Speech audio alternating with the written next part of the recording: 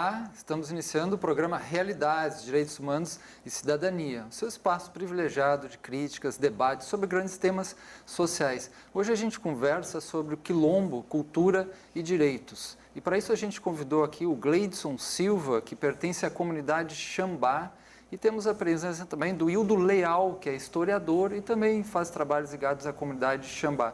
Sejam bem-vindos, né? Inicialmente, eu gostaria de entender o que é a comunidade Xambá, o que ela faz, como é que iniciou a dimensão cultural e do trabalho de vocês. Bem, a comunidade Xambá é um terreiro de candomblé, fundado em 1930, no bairro de Campo Grande, no Recife, que funcionou com certa normalidade entre 30 e 38. Por que 38? Com o advento do Estado Novo, em 1937, muda-se toda a situação política do país e vai haver vamos dizer assim, limpar o país de tudo que era atrasado, primitivo, um novo Brasil, inclusive o Estado Novo se instala com Getúlio Vargas. E dentro dessa limpeza cultural, social do Brasil, entram os terreiros. E é muito sintomático que aqui em Pernambuco, 2 meses apenas depois da instalação do Estado Novo, já há uma portaria da Secretaria de Segurança Pública mandando fechar todos os terreiros. E o nosso terreiro, depois de 8 anos funcionando com normalidade, vamos dizer assim, vai ser também fechado a exemplo de todos os outros. O fechamento do terreiro vai ser tão forte no espírito da fundadora da casa, Maria Oiá, que ela vai entrar num processo depressivo e exatamente 1 ano depois ela falece. Na fala do povo de casa, ela morreu de tristeza, por ser impedida de ter a sua prática religiosa normal, como isso vinha sendo feito há mais ou menos 10 anos. O terreiro passa fechado enquanto dura o Estado Novo, de 38, até 45, vem a redemocratização do país e os terreiros voltam a ser reabertos, só que reabertos dentro de certo controle, inclusive policial, que já havia, mas vai ser restabelecido esse controle. E quem vai reabrir a casa, o terreiro, é uma sobrinha de Maria Oiá, a fundadora. Ela reabre o terreiro, mais precisamente, numa localidade chamada Santa Clara, onde hoje é o bairro de Dois Unidos, mas era uma casa alugada. Isso é 1950. Então, pela necessidade de ter um terreno onde fizesse a sua casa definitivamente, ela vai encontrar esse terreno exatamente onde nós estamos hoje, numa localidade chamada Portão do Gelo, no bairro de São Benedito, em Olinda. E a ligação disso com o quilombo? Assim, vocês se chamam também um quilombo urbano, ainda tem essa divisão, quilombo urbano, quilombo rural? Na verdade, quilombo, ele é uma coisa só. Quando a gente fala quilombo urbano e quilombo rural, é apenas para diferenciar quem está no meio urbano e quem está na zona rural.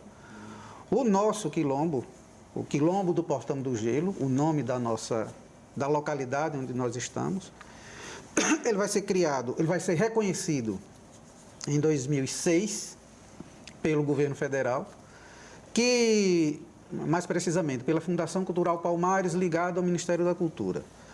A visão que se tem hoje de quilombo extrapola ao que a gente conhece como uma comunidade historicamente formada na época da escravidão, pela fuga de escravos ou de negros que, querendo se apartar do universo branco, vai se instalar na zona rural.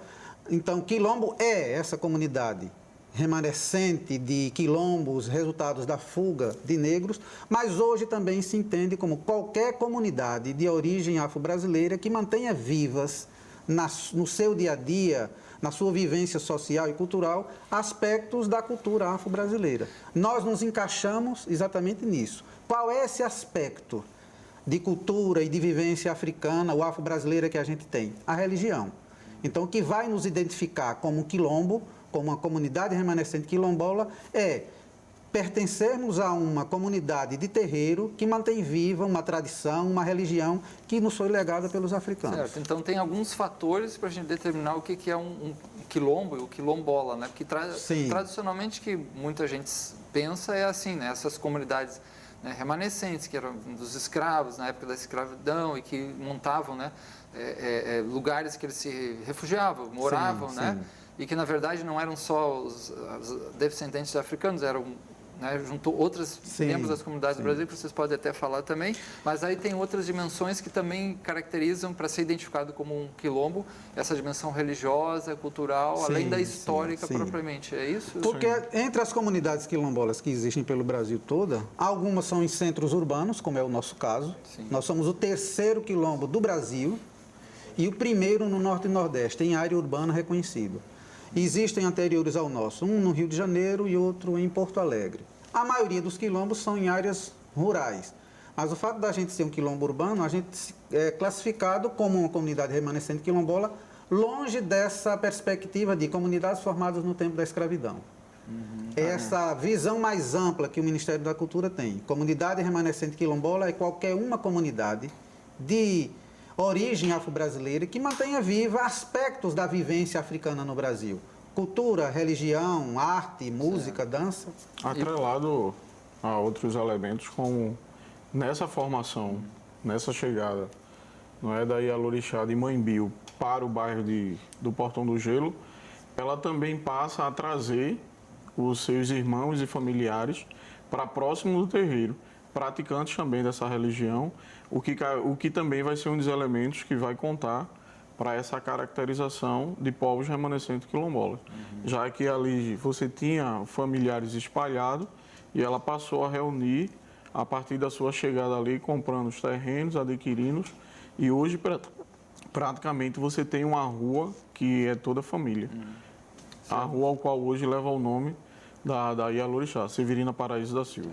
Então, um quilombo é algo que tem uma certa diversidade, né? Porque se fala, alguns pensam assim, um quilombo, vocês falaram de uma tradição religiosa, né, determinada, dentro das várias tradições africanas, né, afrodescendente que vem para cá, e também, por exemplo, a etnia, mais a etnia negra. Não, tem uma coisa mais diversa. É mais diverso e assim, e o que vai também nos credenciar é essa particularidade da casa praticar a nação Xambá. Dentro das tradições de matriz africana, você tem vários segmentos, o Nagô, o Queto, o Jeje, e historiadores afirmam, o próprio Hildo Leal da Rosa, em estudos, já revela que a única casa que pratica as tradições do culto Xambá é o terreiro de Santa Bárbara, nação Xambá. Certo. Então, culto Xambá, nação, o que isso diz para nós? Você falou, né, em outras várias configurações, fala um pouquinho dessas configurações aí, né? Xambá, o que significa isso? Nagô, o que para o nosso telespectador? Dentro das religiões de matriz africana, a gente pode dizer nas diferenciações dos aspectos do culto para os orixás. Então, a vestimenta vai ter uma característica. Para uma nação se veste de uma forma, para a Xambá é de outra. As festividades do calendário. O da Xambá se comemora alguns orixás em uns meses. Na tradição Nagô vai ser outro orixá que vai se comemorar. Em outros momentos vai ter uma afinidade. Como, por exemplo, o mês de junho, agora tivemos as celebrações para o orixá Xangô. Não é? E todas as nações comemoram Xangô. Já agora, para o nosso mês de julho, na Xambá, a gente tem por tradição de cultuar Oxalá e as outras nações, Oxum. E cada um desses orixás vão acabar também tendo uma ligação com denominações cristãs e ocidentais, né? Oxalá lembra para mim, por exemplo, Cristo, Deus, né? Ou tem essa ligação que é feita com o cristianismo com esses orixás também. Não tem isso? Veja só, a nossa relação da religião dos orixás, ou candomblé, com a religião católica, ela se faz através do que a gente conhece como sincretismo religioso. O sincretismo religioso, resumindo, seria a associação de orixás a santos católicos. Com relação aos nomes, acho que em alguns casos é coincidência, se é que isso é possível. Mas os orixás têm nomes bem próprios, que não têm necessariamente nenhuma ligação com os santos católicos ou com o cristianismo. A nossa relação com o cristianismo se fez pelo sincretismo, que foi uma forma de disfarçar a nossa religião pela religião católica para poder a gente continuar com certas práticas religiosas disfarçadas no catolicismo. E essas configurações agora religiosas, propriamente, elas têm uma ligação com as comunidades que vieram da África, né? Que são várias comunidades. Isso é interessante falar também, porque as pessoas às vezes não têm essa ideia. Fala, por exemplo, África, ou fala o negro, e fala com uma unidade, e não entende essa diversidade imensa que tem, né, de diferentes, por exemplo, bantus, zulus, quer dizer, que várias comunidades que vieram de lá. Sim. E com as suas configurações religiosas também, não é isso? Nós sempre preferimos tratar nossa religião no plural, não religião afro-brasileira, religiões ou cultos afro-brasileiros. Por que eu digo isso? Porque há uma diversidade muito grande de tradições. Essas tradições são o que a gente chama de nação. O significado de nação tem a ver com a origem étnica e cultural. Queto, Nagô, Xambá, Jeje são povos africanos. Cada um vai dar sua contribuição para formar o que a gente entende hoje como candomblé. E o que vai fazer a diferença entre uma nação e outra, entre uma tradição e outra, é que a gente faz a mesma coisa, todas as nações cultuam ancestrais divinizados, orixás, por exemplo. Mas cada nação, cada tradição vai fazer esse culto com as suas próprias tradições, com a sua própria língua, com seus próprios rituais. São nações diferentes, porque são tradições diferentes, são origens étnicas e culturais diferentes, mas que têm algo em comum, que liga todas as nações. O culto a ancestrais. Orixás, voduns, inquices, dependendo da tradição a qual o terreiro se liga, mas todos são ancestrais divinizados, tratados e cultuados como divindades. Eu leio muito, particularmente, os orixás como arquétipos, né, como dimensões de imagens primordiais que nos habitam, que são semelhantes em várias outras religiões e tradições. Sim. E que representam uma vivência dos seres humanos com o sagrado, principalmente o sagrado natural da vida, a vida como algo como sagrado, né? Por isso essa identificação que eu acho muito parecida com outras tradições. Agora, voltando um pouco para a questão do quilombo, o que é a ideia de quilombo quando surge no Brasil? Como é que foi esse movimento e essa configuração de criar um espaço, um lugar onde foi, até onde eu sei, uma boa parte até da população brasileira vivia nesses locais, né? Não sei se era quase metade, pelo menos eu ouvi falar, você deve saber mais, né? Bem, desde que o elemento africano é trazido para cá como escravo e perde a liberdade que tinha na África, uma coisa vai continuar sempre viva, o desejo de voltar a ser livre. E na primeira oportunidade que os escravos tinham, fugiam. E normalmente se fugia em grupo. Fugindo em grupo, formavam comunidades normalmente afastadas dos brancos, longe dos engenhos, longe das fazendas, longe das vilas e cidades.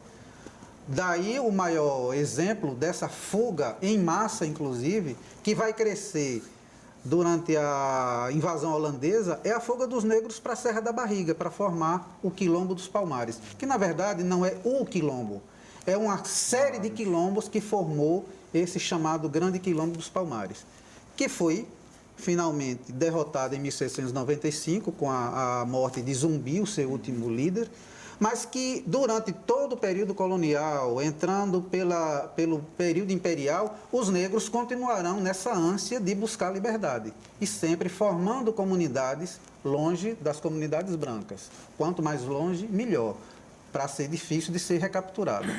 E aqui em Pernambuco, no século XIX, aproveitando também momentos de crise política, como a Revolução de 1817, vai ser reiniciado um grande movimento de formação de novos quilombos, que é o chamado Quilombo do Catucá, que também não era um quilombo, eram vários que formavam esse complexo de quilombos que iam daqui das matas do Recife de Olinda até a Paraíba. Vários quilombos, o Quilombo do Catucá ou o Quilombo do Malunguinho. Quer dizer, essa ânsia do negro pela liberdade, por estar livre, vai continuar enquanto a escravidão existia aqui no Brasil. E é por essas comunidades, algumas que conseguiram durante séculos permanecerem lá longe, no meio do mato, tem quilombos que são formados há 200, 300 anos.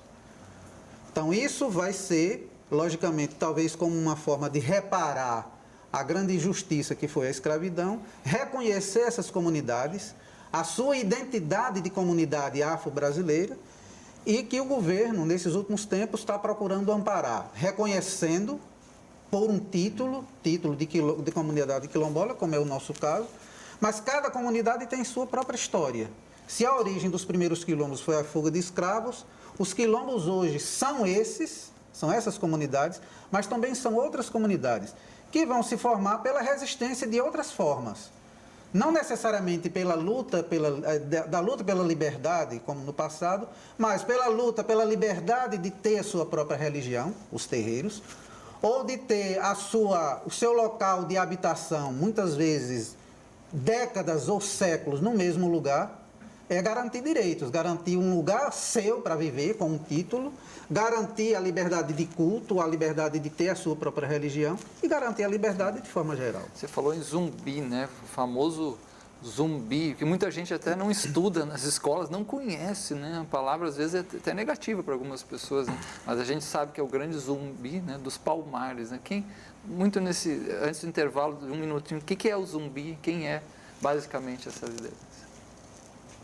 Sem dúvida nenhuma, foi o maior líder quilombola que existiu na história do Brasil. O último do Quilombo dos Palmares, porque o Quilombo dos Palmares tem uma existência de perto de 100 anos. Então, o último grande líder foi Zumbi. E o Quilombo dos Palmares teve como eu disse, uma existência bastante longa. No momento em que esse maior líder é vencido, sendo derrotado na Serra da Barriga, é claro que ele ser resgatado como o maior líder da história do negro no Brasil vai levar séculos. A data da sua morte, 20 de novembro, que é hoje o Dia da Consciência Negra, só vai ser estabelecida 300 anos depois. 300 anos depois. Então, é uma longa história. E antes disso, tem outras lutas que o negro vai fazer até se tornar livre, pela abolição da escravatura. Então, a luta da fuga para formar quilombos e, mais tarde, a luta pela abolição, que não vão ser só os brancos que vão fazer essa campanha, os negros vão se inserir nisso também, até porque eram os primeiros interessados. Então, é uma luta de séculos, que só 300 anos depois de Zumbi é que a gente consegue identificar uma pessoa ou eleger uma pessoa como o exemplo máximo da luta do negro pela liberdade, que é exatamente Zumbi. É quase um ícone, né? O Zumbi assim, é um ícone, uma liderança que representa isso que está falando, todo um movimento, né? Nós vamos fazer um pequeno intervalo e já voltamos a conversar sobre esse tema tão interessante, tão importante dos quilombos.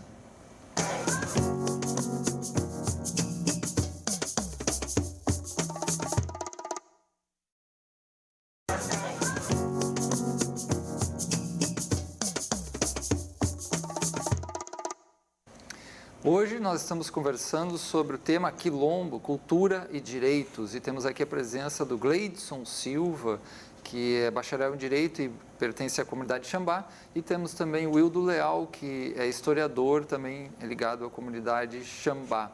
Falando em comunidade Xambá, Gleidson, as ações que vocês têm promovido nessa dimensão da garantia dos direitos e também na dimensão cultural em relação à questão quilombola? Bem, a gente procura hoje fazer um trabalho contando um pouco dessa história que o professor Wildo aqui colocou, não é?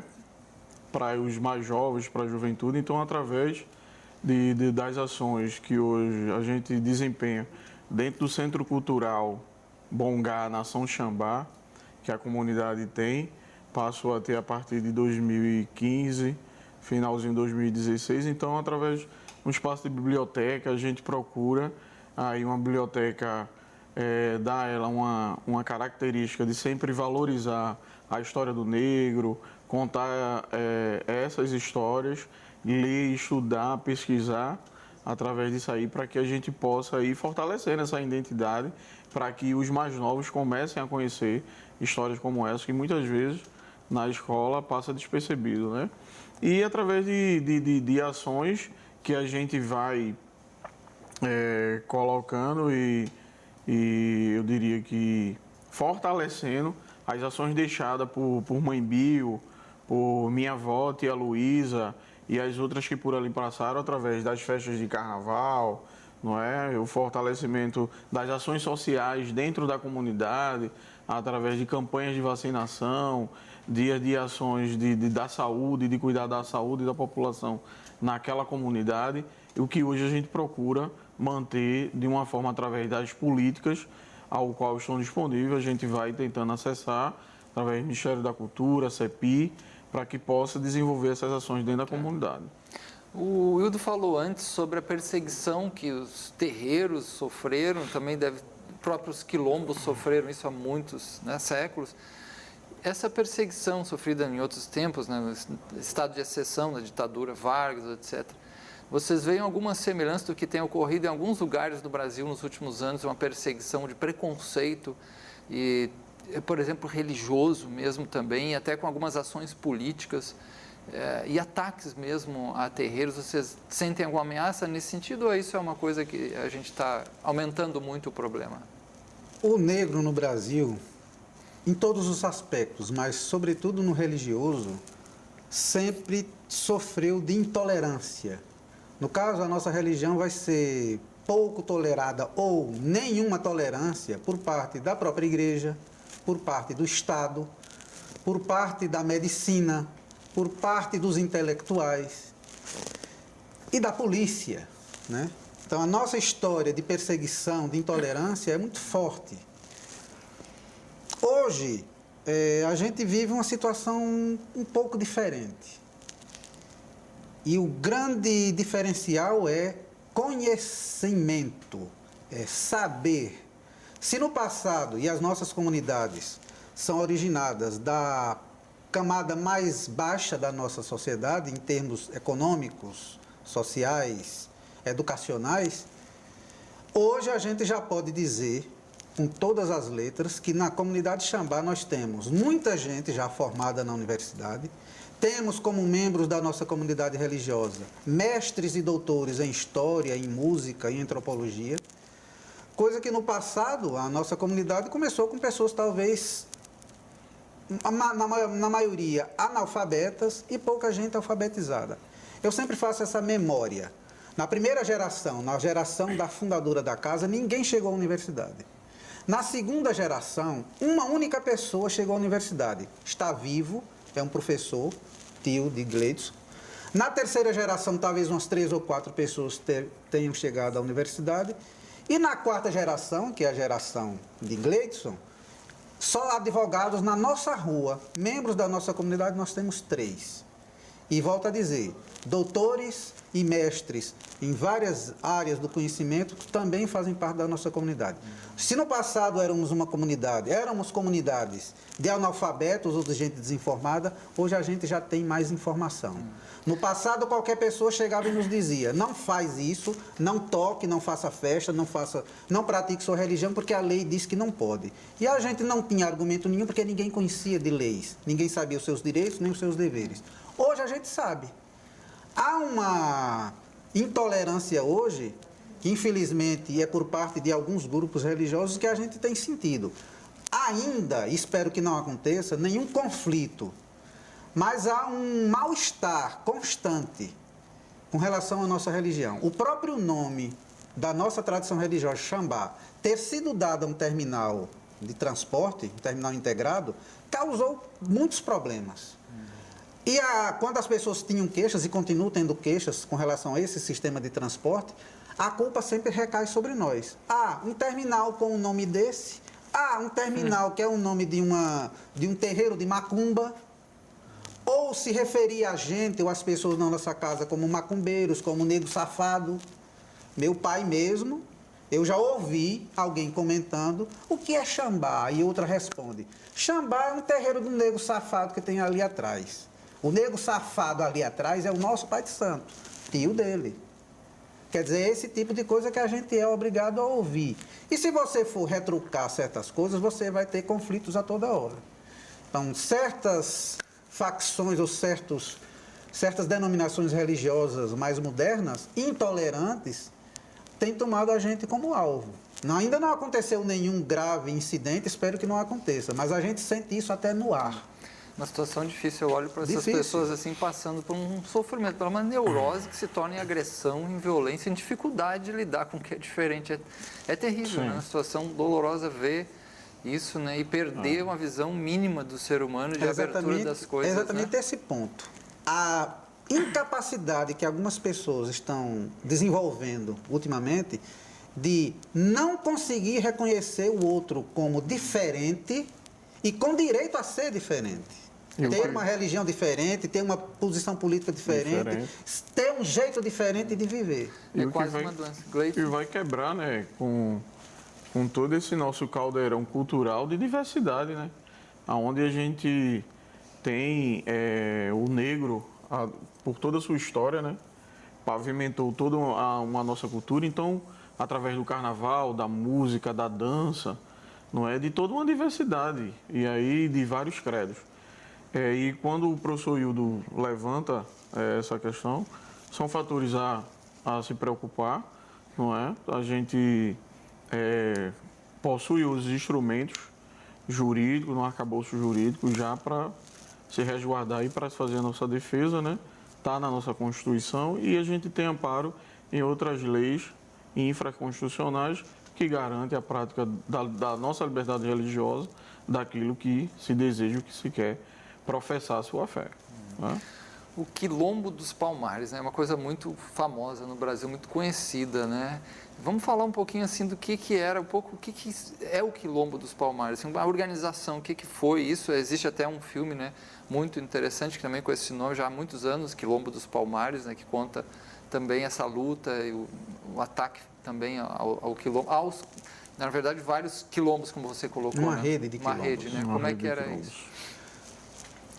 O Quilombo dos Palmares, como eu disse antes, tem um tempo de duração bastante longo, é quase um século de existência.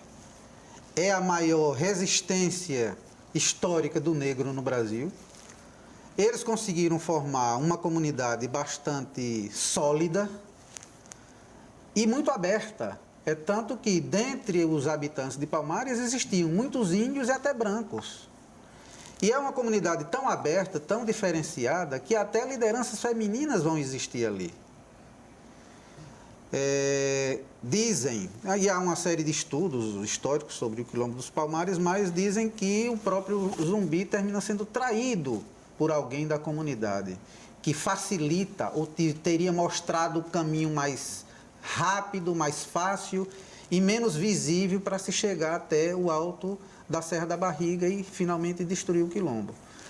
Mas o Quilombo dos Palmares tem um significado absolutamente grande para a comunidade negra brasileira, tanto que a gente consegue ter até uma pessoa que represente toda essa história, que é o Zumbi, e em alguns lugares já se conseguiu até que o dia 20 de novembro seja feriado. Em alguns lugares, feriados estaduais e até municipais também.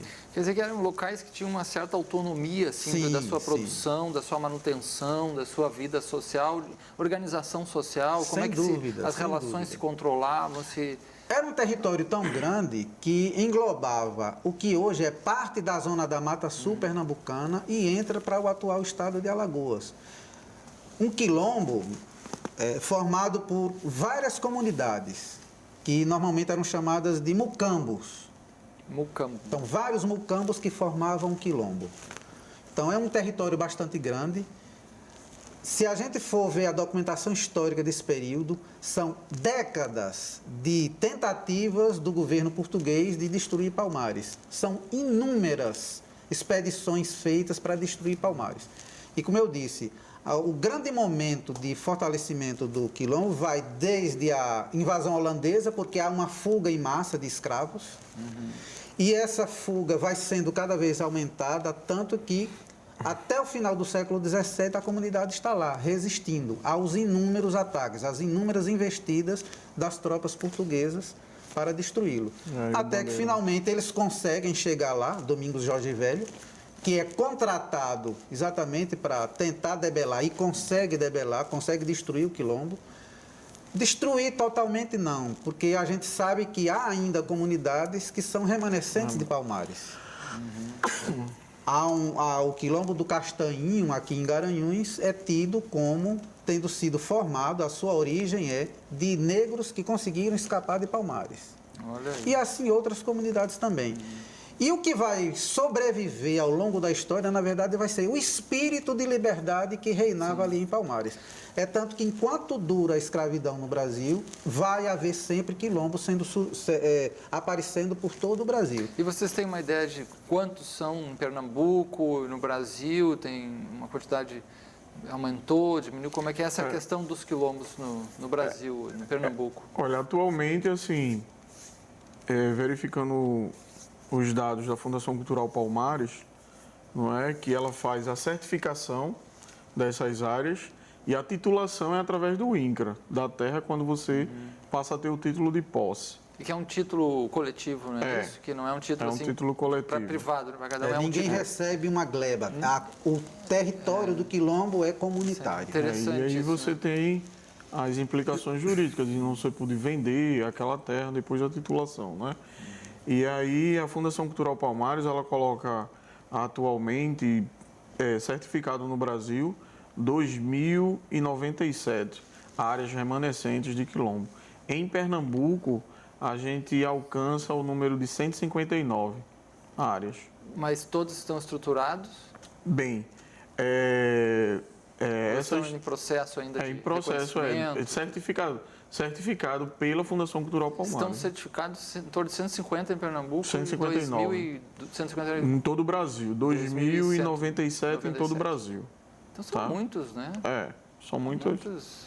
E eles estão conseguindo A presença se manter. maciça do negro. Tem uma manutenção, se consegue se manter, tem uma dimensão cultural muito forte ligada à matriz religiosa, afro, como é que é? São muito variáveis.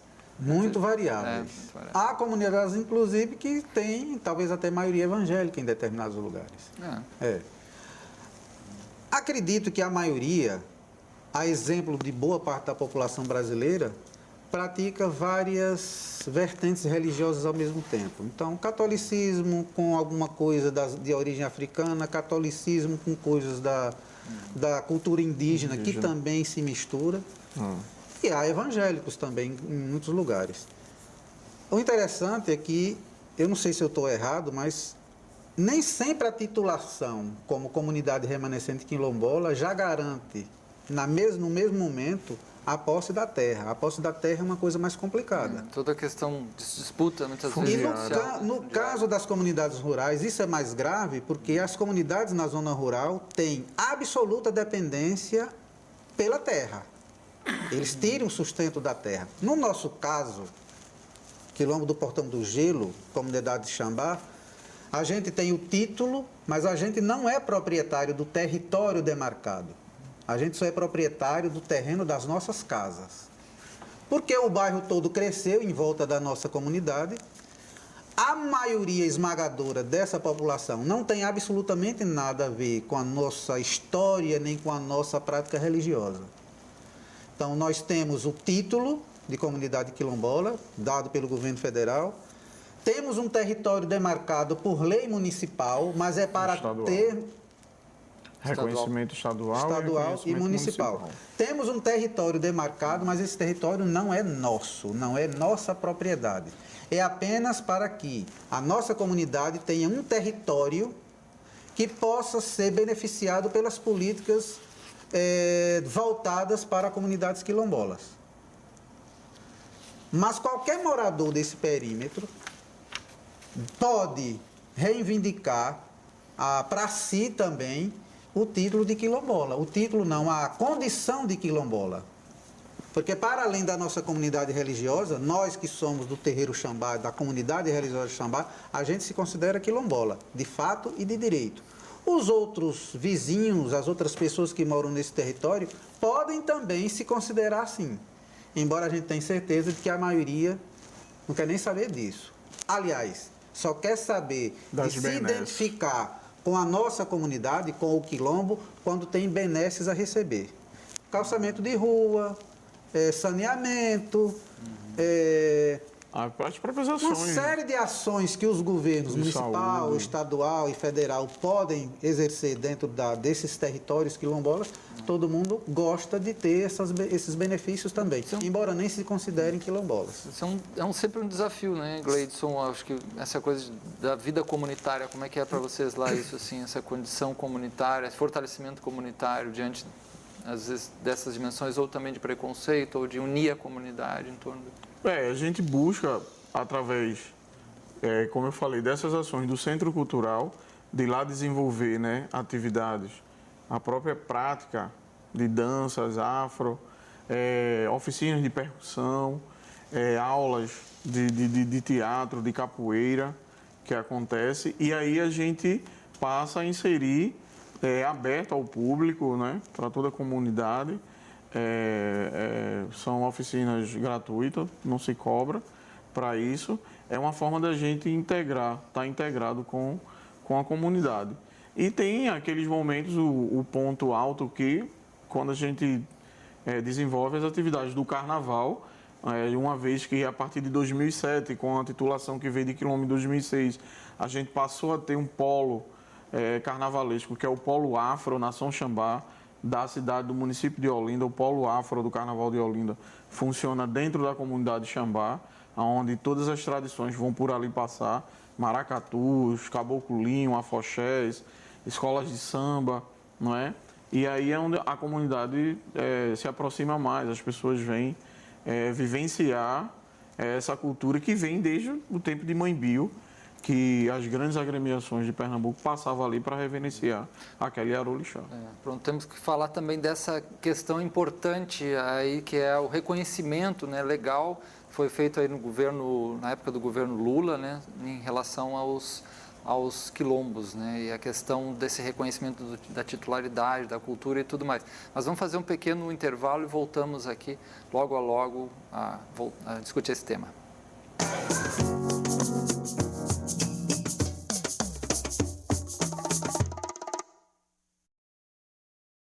Por serem respeitados e tudo mais.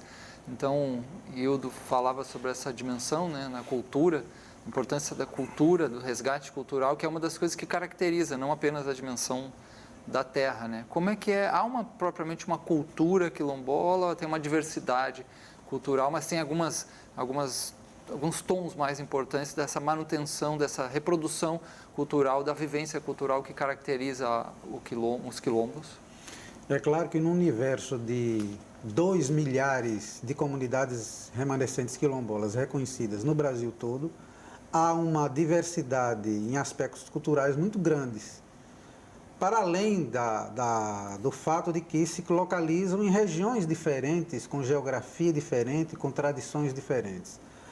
O traço de união, o traço comum de todas as comunidades quilombolas é o fato de se constituírem em comunidades que têm um modo de vida, um estilo de vida, um tipo de vivência bastante específico, que sem dúvida nenhuma a gente herda das comunidades africanas. É claro que a gente não pode pensar na África só como aldeias ou pequenas comunidades. Havia verdadeiros impérios na África, nessa África que vai mandar ou que vai fornecer essa população negra para o Brasil. Mas o fato de existirem comunidades pequenas, onde todo mundo se conhece, onde todo mundo se ajuda, a gente repete isso nas nossas comunidades.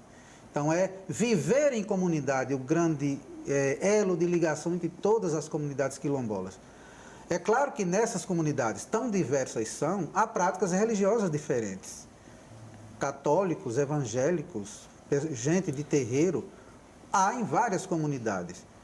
No nosso caso, a nossa religião nos distingue. O traço que nos fortalece é a religião.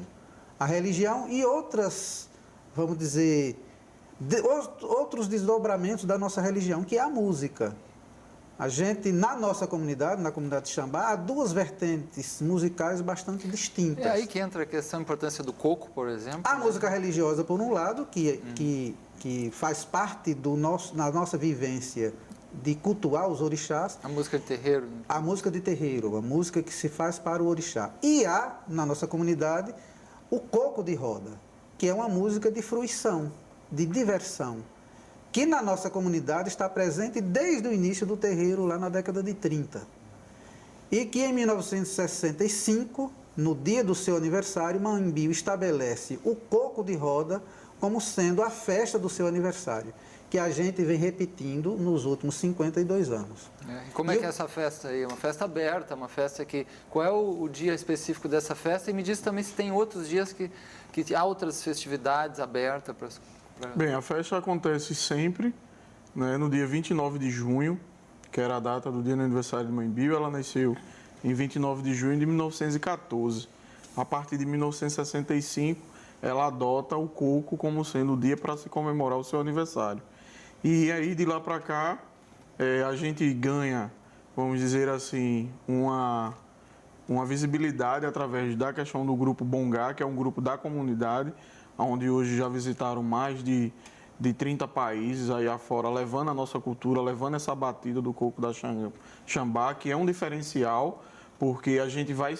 O coco da Xambá é uma forma diferente de se tocar, do coco do amaro branco, do coco do pneu, do coco da umbigada, o coco lá de arco verde. Então, cada um tem sua forma e seu estilo de tocar. E o coco da Xambá tem essa particularidade que vai ser divulgada pelo Grupo Bongá. E aí a gente hoje passa a ter verdadeiras caravanas que vêm de outros estados, Paraíba, Alagoas, Natal, para dançar a festa do coco da Xambá, que é aberta ao público, 29 de junho, começando sempre a partir de 10 da manhã e vai até 8 da noite, um dia para celebrar e festejar a Mãe Bio. E tem outras atividades abertas assim que possam servir até com uma dimensão pedagógica mesmo, as pessoas conhecerem, querem se interessar na cultura afro, a cultura do quilombo. Existem outras atividades? Sim, ou nessas festividades? As próprias festividades que acontecem na Casa Xambá, mesmo sendo de cunho religioso, mas é aberta ao público. São abertas.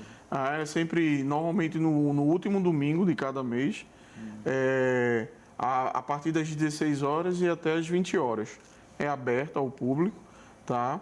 A gente, durante essas festividades, que são os cultos aos orixás, não se faz uso de bebida alcoólica e nem de cigarro. As pessoas, normalmente, a gente pede para que vão com traje cobrindo os ombros, abaixo do joelho, homens de calça, mulheres com saia, para que possa ter acesso, se quiser ter acesso, ao salão da casa, mas é aberto ao público. Agora não tem a gente uso do álcool. Eu pergunto porque não faz uso do álcool. Eu pergunto isso porque uma vez eu fui numa das celebrações no Pai Edu, em Olinda, toda uma celebração. Aí tinha um tipo de bebida que se servia, preparado de ervas e tal. Aí são diferentes. Isso é outra diferenciação dentro das questões das religiões de matriz africana. O culto Xambá, ele não permite que durante as suas atividades de celebração aos orixás faça-se uso de álcool e nem de cigarro. Certo. Entende? E a parte pedagógica, assim, de vocês, o que vocês têm feito? Você falou antes, no intervalo, sobre a questão dos jovens, a capoeira, o que vocês têm feito nessa dimensão? O que se faz para manutenção dessa cultura quilombola? O Centro Cultural, que é dirigido pelo Grupo Bongá, é quem está fazendo esse trabalho de educação e de convivência, sobretudo dirigido a crianças e jovens. Eles desenvolvem atividades que a gente classifica como educacional, porque tem uma biblioteca, onde as crianças podem fazer atividades de leitura, desenvolve aulas de capoeira, aulas de percussão, aulas de dança, sempre dando ênfase às tradições afro-brasileiras. É claro que ainda tem muito para se fazer. O Centro Cultural foi cedido em comodato pelo governo do estado ao Grupo Bongá. Eles estão ainda completando 2 anos de atividades. Ainda tem muito que se fazer em termos de atividades. Eles receberam o prédio vazio, sem uma cadeira. Então, ainda se está adquirindo mobiliário, equipamentos. Mas quando a gente tiver com isso tudo bem organizadinho, outras atividades serão desenvolvidas ali. E é uma luta, é uma resistência, né? É uma história de resistência. Receber um centro praticamente vazio e ter que tocar ele. E assim, eu, Gleidson, junto com o pessoal do Bongá e professora Paloma, que é uma pessoa lá, Paloma Melo, formada em História também, a gente está à frente da biblioteca. E a nossa biblioteca, a gente tenta fazer, através dela, trabalhos de pesquisa sobre a história do negro, levando para as crianças e os adolescentes, só que de uma forma diferenciada. Não mostrar o negro, como a gente vê nos livros, num tronco. Não, é enaltecer essa cultura negra, mostrar que da África veio reis, rainhas, não é? Trabalhadores, engenheiros, para aqui, para essa terra, para desenvolver dentro da sua técnica, não é? E é mostrado de uma forma diferente essa cultura negra, não aquele negro como sendo só submisso, escravo, dentro daquela condição, não. É de uma outra forma. Na época do primeiro mandato, né, do governo Lula, foram criados dezenas de programas sociais e culturais. Um deles foi o Brasil Quilombola, né? Programa Brasil Quilombola, né? E esse programa ele falava de 4 eixos que eu queria que vocês comentassem um pouco. Eu acho que tem a ver com esses desafios, né, da questão que talvez permaneça hoje. O eixo é o acesso à terra, que é um eixo muito importante, né, principalmente rural, que pessoas que precisam sobrevivem da terra, a infraestrutura e a qualidade de vida, né, porque não adianta também você ter um espaço e não ter um apoio, a inclusão produtiva e o desenvolvimento local, outro ponto importante. E o quarto era a questão de direitos e cidadania, que eu acho que até também entra um pouco essa dimensão cultural aí dentro. Como é que vocês olham essas 4 dimensões? São 4 desafios, 4 lutas para os quilombos? A gente sabe que a luta... Eu acho que você poderia falar melhor. Bem, assim, esse programa, o Brasil Quilombola, que ele está aí colocado, né? Ele vem através da Secretaria da CEPI, que é um órgão do governo federal, não é? Mas ele vem calcado no Estatuto da Igualdade Racial, Lei 12.288. Ele vai trilhar esse norte aí a partir dessa lei, para que possa levar às comunidades esse desenvolvimento, o que alguns a gente vai chamar de reparação, uma reparação, ou seja, para dar a essas comunidades vamos dizer assim, subsídios para que elas possam se desenvolver com mais celeridade, né? Já que na grande maioria a falta de infraestrutura, né? A ausência do Estado é gritante ali, e a falta de oportunidade para que aquelas pessoas possam ali se desenvolver e ter acesso, o acesso às políticas, né, que o Estado possa vir a promover. E o acesso principal, o acesso à educação, para que a gente possa aí desenvolver ações para chegar às universidades brasileiras. Certo. Hildo? A gente sabe que há muita coisa ainda para se conquistar. Para as comunidades rurais, o problema mais grave, sem dúvida nenhuma, é a questão da terra. Para muitas comunidades, isso ainda não é uma realidade, ter a terra, a posse da terra. Então, há muito ainda que se fazer. E, tratando-se de comunidades rurais, muitas vezes em lugares de difícil acesso, a presença do Estado termina sendo pouco notada. É claro que tem se desenvolvido trabalhos para sanar essas carências. Para nós aqui, da comunidade Xambá, a gente não sente tanto esses problemas. Embora a gente não tenha a propriedade do território do quilombo, mas a gente é dono da nossa casa, das nossas casas. A gente tem facilidade de transporte, a gente tem, na medida do possível, facilidade de acesso à educação e à saúde. Mas há muitas comunidades, sobretudo na zona rural, que são carentes de tudo. Carentes de habitação, saneamento, educação, alimentação, tudo mais. Então, há um trabalho muito grande já feito, mas há muito mais, talvez, ainda para se fazer. E nisso tudo se resume: garantia de direitos. Garantia de direitos. Os mesmos direitos que qualquer cidadão brasileiro tem, que essas comunidades também consigam alcançar.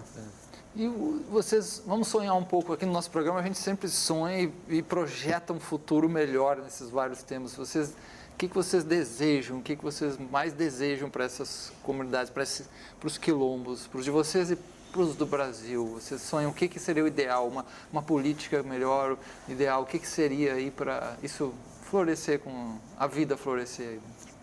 Bem, políticas voltadas para esses povos mesmo, para que eles possam se desenvolver, para que o Estado possa chegar dando uma oportunidade mesmo. Eu não diria nem que fazendo uma reparação, não é reparar, Na realidade, dar acesso a essas pessoas que lá estão, a ter acesso a toda essa ausência, esse cabedel de falta de saúde, de educação que o professor Hildo colocou aqui para a gente. Para que aquelas crianças que lá estão, jovens e adolescentes, possam ter oportunidade de conhecer sua história, chegar à universidade e amanhã ser o doutor desse país. Seria difícil resumir tudo o que a gente desejaria que acontecesse. Mas eu vou voltar a um ponto que a gente já falou antes. Respeito. Respeita as diferenças. Nesse trabalho do Centro Cultural está acontecendo uma coisa maravilhosa.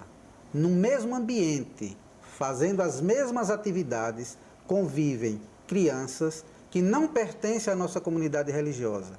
Muito bem. E vale salientar, a gente não faz proselitismo religioso, a gente não prega a nossa religião a absolutamente ninguém. Mas as atividades culturais, musicais, lúdicas que a gente desenvolve, envolve todas as crianças, da nossa comunidade religiosa e de fora dela. Então, que as pessoas aprendam a reconhecer o direito do outro, de ser diferente e respeitar isso. Conviver, todo mundo conseguir conviver junto no mesmo ambiente, apesar ou com todas as diferenças que existem entre os grupos mais diversos. Talvez a questão é como fazer isso, né? Um processo educacional, cultural, né? Educação e cultura, né? E o processo educacional não é fácil, nem é tão rápido quanto a gente desejaria.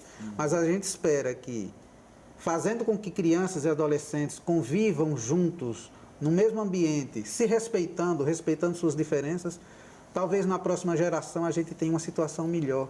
As pessoas consigam, eu não vou dizer tolerar não, porque tolerar parece que você está fazendo na marra. É se respeitar. É respeitar o espaço do outro, respeitar o direito do outro ser diferente. Quanto a um quilombo, como que se reconhece um quilombo, uma comunidade, um local, iniciaram esses processos para se tornar algo chamado quilombo? Há uma coisa muito interessante. Mesmo que essa comunidade exista há séculos, se ela não se reconhecer como comunidade quilombola, ela jamais receberá um título. Então, o primeiro passo é seu.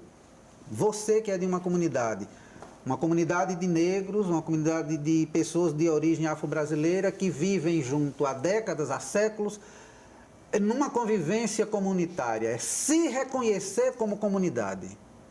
Se você se reconhece, você propõe ao governo federal, me dê o título de comunidade quilombola, me reconheça como tal, pela lei. Então, o primeiro passo é se reconhecer para depois ser reconhecido. E há comunidades que, infelizmente, nem têm essa consciência de que são uma comunidade quilombola e que podem reivindicar esse título. Que pode reivindicar, né? Ou então o próprio caminho inverso, né? Como foi no caso da Xambá, assim, as características e vamos dizer, a cultura ali é tão latente que esse reconhecimento vem do próprio Estado, né? Como foi no caso do quilombo do Portão do Gelo da Xambá. Foi a própria Fundação Cultural Palmares. Mas na burocracia o caminho é esse. Primeiro você se reconhece e pede, me reconheça. É uma forma. Aí vem o título. Para a gente não foi difícil porque, embora a gente seja uma comunidade relativamente recente, que somos da década de 30, embora há uma história por trás disso tudo, mas o que vai originar nossa comunidade visível é o terreiro, 1930. E a gente é um exemplo de uma comunidade que se forma pela prática religiosa, que é reprimida pelo Estado, Estado Novo, e que consegue, às escondidas, se disfarçando, continuar viva, até que um dia a gente conseguisse botar a cara para fora, com a redemocratização. Então, a gente é um exemplo de comunidade que tem uma vida comum, visível, e que é uma comunidade que resistiu, ao longo da história, a toda a opressão. E conseguiu manter vivas suas tradições, e tradições ancestrais, que embora a gente não consiga datar, mas a gente volta até a África. Sim. Muito bom, muito bom. E que essa tradição é única, que é Xambá. Sim. É essa característica também. Ser Xambá, Ser Xambá. tá? É a característica forte. Infelizmente, chegamos ao fim do nosso tempo aqui, né? Indicamos muito para os nossos telespectadores irem atrás desse filme que provavelmente tem no YouTube, que é o filme Quilombo dos Palmares, e tem muita literatura sobre isso. Também vou deixar o e-mail do nosso programa, que é realidades.tvu@gmail.com, realidades.tvu@gmail.com para sugestões e informações, maiores informações. Então agradecemos muito aqui a presença então do Gleidson Silva, bacharel em Direito e membro da comunidade Xambá, e também do Wildo Leal, que é um historiador, também pertence à comunidade, faz um belo trabalho de levantamento histórico aí de todos os quilombos aqui e no país. Obrigado, até a próxima.